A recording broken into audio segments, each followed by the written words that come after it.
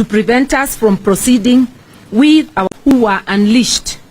As we had earlier warned, hooligans hired by the Kenya Kwanza illegitimate regime were unleashed to cause mayhem and destroy property and blame it on our peaceful protests.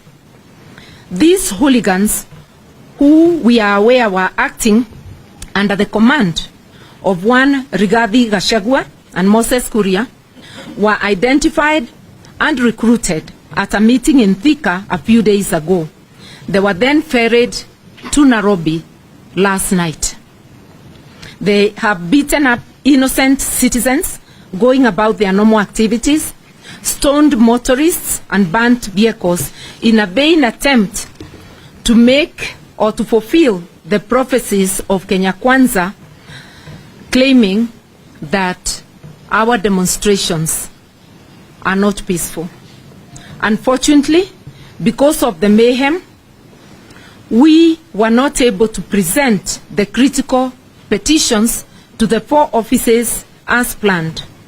As we said yesterday, we intended to present petitions to the IEBC showing that the results it announced last August were doctored and demand an audit of the servers. We also intended to petition against the sacking of the 4 commissioners. The sacking presents a dangerous precedent in which all future elections, all commissioners will be expected to agree with the chairperson, effectively making elections a one-person show. Actually, it's criminalizing dissent by a commissioner within a commission or even one person within a board. We also intended to petition office of the president, and I'm saying this very deliberately, the office of the president, with evidence that the costs of food, fuel, electricity, and fees remain unacceptably high. Further, we wanted to petition that office to desist from destroying political parties.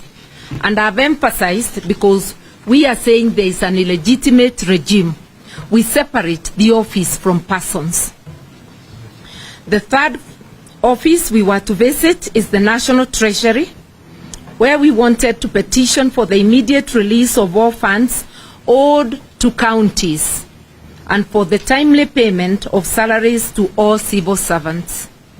The 4th office we were to visit is the Public Service Commission, where we planned to demand that appointments to public offices be done purely on merit and inclusivity, not tribe, as is presently the case. We strongly feel that it is immoral and criminal in a country of close to 50 communities for appointments to go only to members of one community. Unfortunately, our members of parliament who were on their way to the office of the president to begin the presentation of the petitions were not allowed to access this public office, for which we pay with our taxes. Despite being peaceful and unarmed, they were met with tear gas and gunshots and other forms of brutality. We know why we could not be allowed to present a petition to OP on cost of food. There has been an attempt by the illegitimate Kenya Kwanza regime to mislead the people of Kenya that the cost of unga has come down. The truth is that it has not, and we wanted to prove it. We also wish to let Kenyans know that the new unga brands that they are retailing at slightly lower prices than the older familiar brands are GMO maize. A number of millers have declined to mill that maize and sell it to Kenyans as a matter of principle. It is incumbent on the Kenya Kwanza regime, shall I add the legitimate regime, to be honest with Kenyans, tell them the truth, and let them have a choice. Kenyans must not be made to consume GMO products without being told and offered a choice. We said it yesterday, and we will say it again today.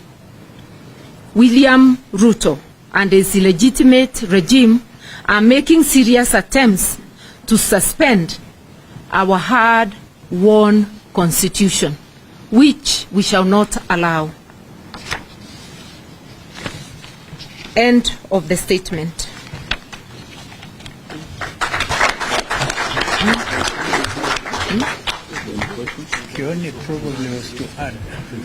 But we have something to add, that the goons hired are principally from the Kikuyu community. And they are the same goons that had been hired to attack the Northlands farm, also to attack East Africa Spectre. And it is terrible to prey on unemployed and poverty-stricken members of the Kikuyu community. My colleagues from Mount Kenya, Mr. Kioni and Mwangi Wairia, will make that statement. We can look at them. They can mention.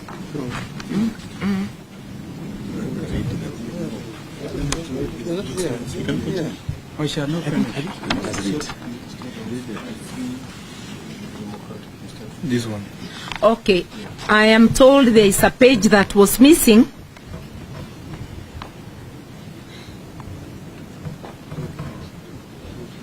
Instead of the free and democratic nation that the 2010 Constitution sought to bequeath Kenyans, Ruto is trying to reinvent a police state of the 1980s and the Kenya Special Branch, plainclothes officers and terror machine. Last night, Azimio leaders, including Prime Minister and our leader, the Right Honorable Raila Odinga, and former Vice President, Honorable Kalonzo Musyoka, had their security withdrawn. This is significant. This is significant because those two offices are guaranteed security by an act of Parliament. It is not gratuitous. So this is illegal, and all members of Parliament from Azimio who actively support this cause had also their security withdrawn. This is suspending the Constitution illegally, engaging in intimidation and blackmail. They are also setting stage for assassinations promised by Moses Kuria on his social media and on his public pronouncement. There is a slow but steady attempt to introduce martial law in Kenya. We know that Mr. Ruto, who Mr. Ruto is learning from, we will not allow it.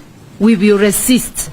As a country, as a people, we have come too far to look back. By dawn, the Central Park, where our members were meant to assemble, had been taken over by hundreds of plain-clothed police, uniformed officers, marked and unmarked vehicles, and goons posing as police. This too was a product of the meeting in Thika. It was a pursuit of the prediction by Moses Kuria that in the course of these protests, Ali Harvey Oswald would emerge and assassinate Azimio leader, as was done with President J.F. Kennedy. It was also in line with grim predictions of Gachagua about our peaceful and legitimate protests.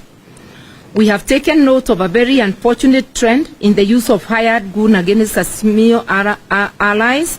It's youths from central Kenya who are being used to fight other Kenyan communities. It is youths from central Kenya who are used to invade Northland Farm, beginning of these protests, at the beginning of our protests, and these are the ones who were used to invade Jubilee headquarters recently. They are the ones being told to attack homes of their leaders, and they are the ones who have been used today to attack people and property in different parts of Nairobi. Central Kenya youths are being antagonized with other communities before being eventually isolated and dumped. Despite these developments, we are energized that Kenyans are determined to claim their country. We are marching on. Tomorrow we take a break, strategize and recharge.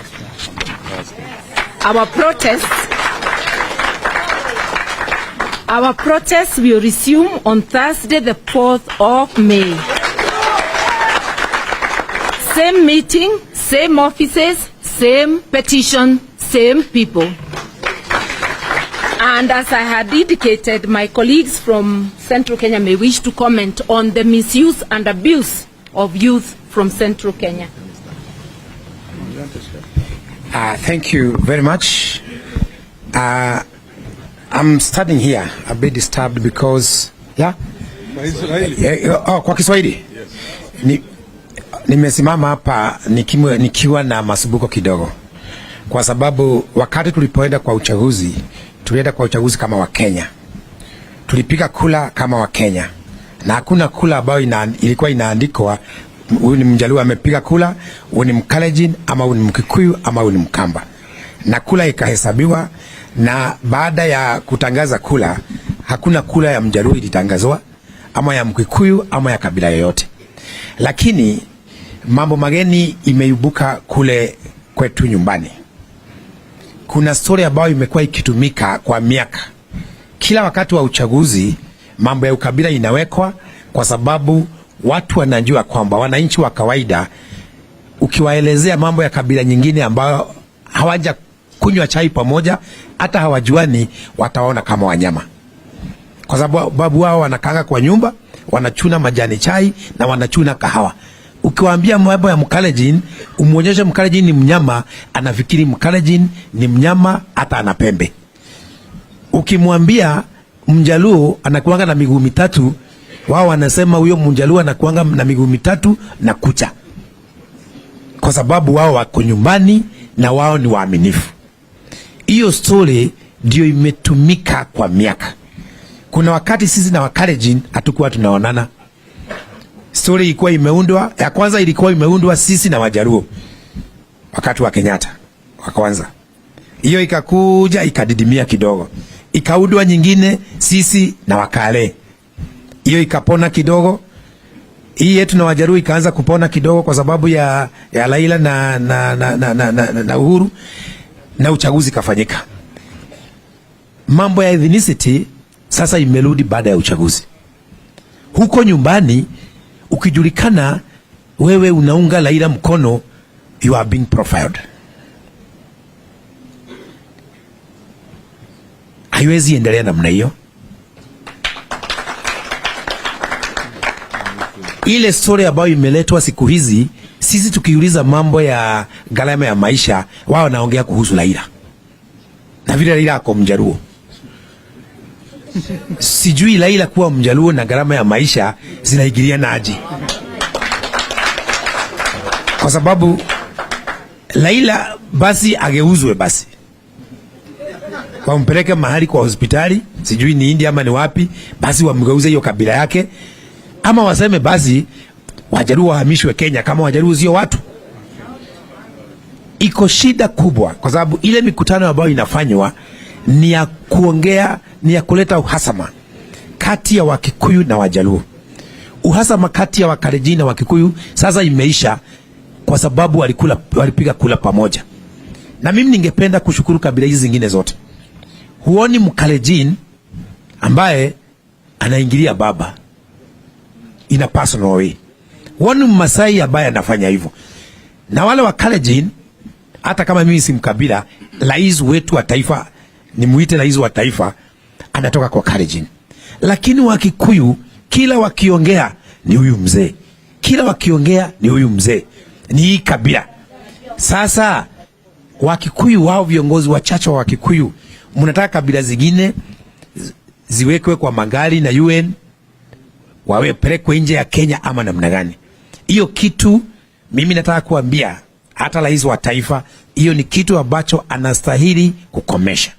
kwa sababu huo uhasama wa kikabila utaleta vita na umwagikaji wa damu nchini Kenya. Sisi kama Wakikuyu, sisi huwa Wajaluo, sisi huwa Wakalenjin, Wakamba, Wataita, kabila yoyote, sisi hufanya biashara na Wajaluo, Wakale, Mijikenda, kila mtu. Lakini ikifika ni wakati wa siasa, tunataka kutengwa kando. Wakikuyu wakitengwa na kabila hizo zingine 44, 45, ni nani ataumia? Ni Mkikuyu. Kwa hivyo mimi ningewaomba, acha kuniguza. Mimi ningewaomba Wakikuyu, hii mjadala wa kikabila ambao tunaletewa ukome. Na kwangu ningependa kusema pole kwa makabila hizi zingine na hasa Wajaluo, kwa sababu huo uhasama hautatoka kwa Mkikuyu wa kawaida, unatoka kwa viongozi 3 4 ambao wanajua kwamba ili waweze kusikizwa na mwananchi wa kawaida lazima wa mention Raila na Mjaluo. Poleni, sisi hatufikiri namna hiyo.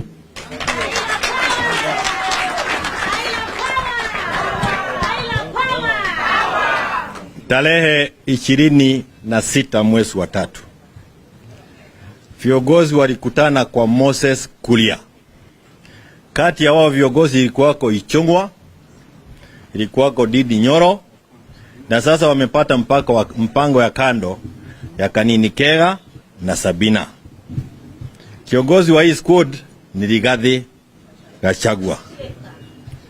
Wakapanga kufamia chamba ya Northlands, wakapanga kufamia industrial complex ya Spectre industrial area, na wakafamia. Walikuwa wamesanya vijana wa Kikuyu kwa nyumba ya Moses Kuria. Alafu baada ya hiyo wakakuja wakafamia wale, na mimi nilikuwa pale Jubilee headquarter. Yule kijana pia ilikuwako Theuri, ule alikuwa mbunge juzi wa kule Ebakazi. Wale the same faces, wale walikuwa Northlands, ndio walikuja Jubilee headquarter, na ndio walienda Spectre Industrial Center kule industrial area. Tarehe 30 mwezi wa 4 wamekuwa mkutano kule Thika wakicherekea muibaji mmoja ambaye anaitwa Kigodha. Kule kulikuwa pia Moses Kuria, Ichung'wa, Didi walikuwa pale, Rigathi walikuwa pale, na ndio waliongea na wakasema ya kwamba wamekubali kutumia muda wao ambao uliombaki wakiwa kotini kukesi kama mmoja wa viongozi wa Azimio ameuawa. Yaani wanasema auawe, wao watakuwa kotini miaka yao yote wakitetea hilo jambo. Hii mkutano pia ilifanywa kule Kikuyuni na vijana ambao walikuwa wanaongeleshwa ni wa Kikuyu. Jana usiku tumemwona kijana ambaye anaitwa Makidongo. Wanamjua wale wakina Rado, wanamjua hapa. Jana walikuwako na mwingine alikuwako wakienda pamoja na Arosho. Wakisema watakuwa na vijana zaidi ya vijana 1000 kuwaweka town. Wale vijana ambao waliwaweka pamoja vijana wa Kikuyu. Leo kumetokea ghasia ambazo zimetokea, sisi wana Azimio hatukwenda kule. Huo halibu umetokea ni wale vijana ambao walisanywa jana usiku. Nataka kusema hivi kwa sababu tumekuwa kwa hii safari kwa muda. Rigathi, Moses Kuria, Ichung'wa, Didi na the side chicks akina Sabina na Kanini. Wakenya wajue hawaongei kwa miamba ya Wakikuyu. Uhasama wanaongea mambo ya kumletea Raila shida, na waliufanya wakati wa campaign. Sio Wakikuyu, ni wao wenyewe wakiwa wanajitakia kuonekana kama ndio watu wa maana sana kule Chakahoro Annex. Nataka kurudia tena. Wakikuyu kutoka Mount Kenya, wao wako na shida pia gharama ya maisha. Watoto wao hawaendi shule kwa sababu hawana uwezo wa kulipa school fees. Gharama ya stima iko juu. Wao pia wanataka kuona sava inasema nini. Kwa hivyo nyinyi wa Kenya mnapowaona wao 4 5 wakiongea, msiweke Wakikuyu pale. Sisi Wakikuyu tumekubali kuishi na jamii zingine zote Kenya hii kwa sababu wao ni wa Kenya kama sisi, na ndio tulisema na wakakataa. Sasa ndio wanajisemesha one man one vote one sharing. Sasa ndio wanasikia Gachagua akianza kusema, kwa sababu anajua watu wa Mount Kenya wanaelewa hivyo ni kusema nini, kusema sisi wote ni sawa. Tunampenda, viongozi wote wako hapa, na hatujali kusema huyu ni Mjaruo, huyu ni Mkalenjin, huyu ni nini, hatujali hayo. Na mwisho, ujiga gani? Kwani hamuoni nyinyi watu 6 Wakikuyu 6 Wakalenjin wenye wako kwa serikali wamewaondokea, nyinyi ndio mnatumiwa kama pubafu kuharibu Kenya mzima. Kenya mzima, mdomo yenyu ndio inaharibu Kenya mzima, inaleta utata kwa Wakenya. Hamuogei kwa miamba ya Wakikuyu, mjue kuanzia leo, na kama hamukubali tukutane Stadium Nyeri tuone nani ataogea.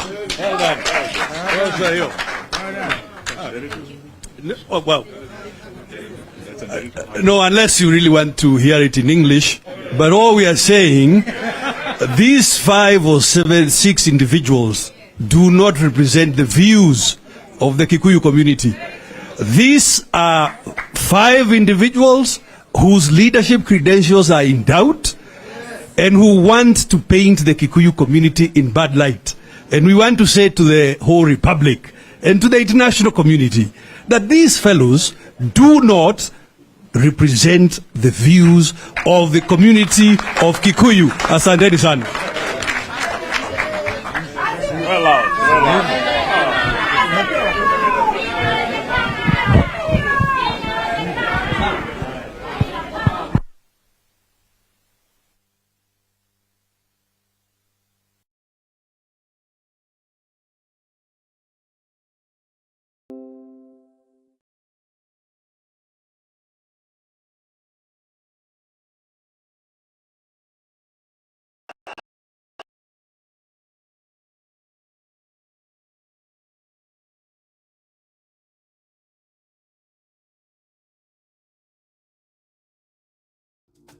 Jeshi ya baba, baba, sini wa baba, baba, jeshi ya baba, baba, sini wa baba, baba, baba, jeshi ya baba,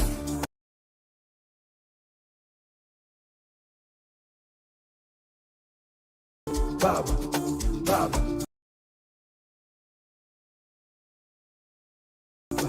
Sini wa baba, baba, baba.